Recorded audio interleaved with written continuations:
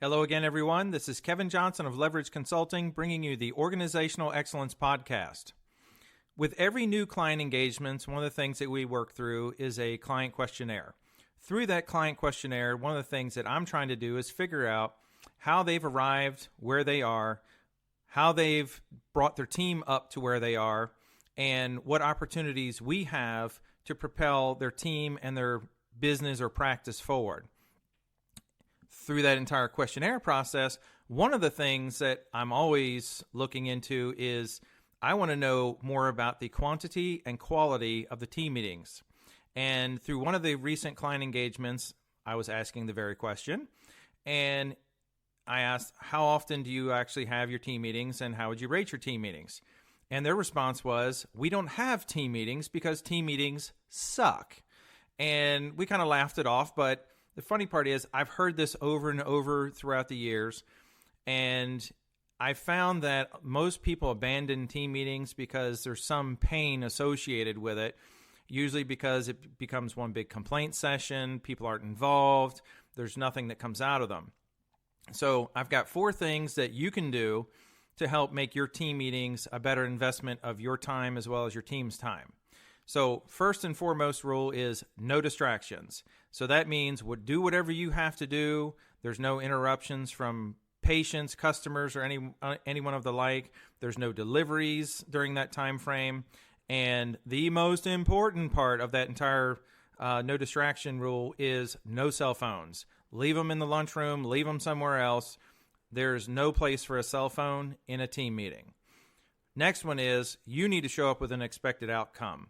If you want to have a great meeting, we need to go in with some expectations. A rule that I use for team meetings is that they need to be fit.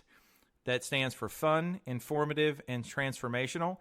Because let's face it, through adult learning, we want people to be engaged. We want them to be part of the meeting. So sometimes bringing a little bit of humor and fun into it is a good thing.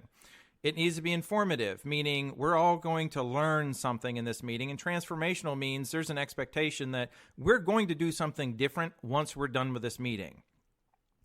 Third thing is you need to prepare.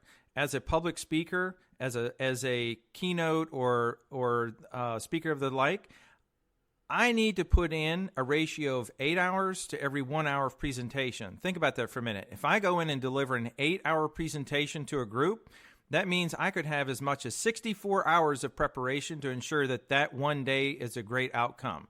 So if you have an 8-hour team meeting, how many hours are you putting into it? Let's just say you don't have an 8-hour meeting. Let's say you have an 1-hour team meeting. Do you spend an entire day getting ready for it? A lot of folks I've seen, they stop off at Starbucks or somewhere of the like, and they scratch out some ideas the morning of going into a team meeting. That's not getting prepared for a team meeting. So think about it. If you had a team meeting every month, you should be building that agenda from this meeting going into the next team meeting a month later. The fourth thing is make it interactive. Make it like a workshop. Make it to where folks have to participate, and not in a way where they absolutely have to, but ask questions, get them involved, get their input, get them to participate in the decision-making process.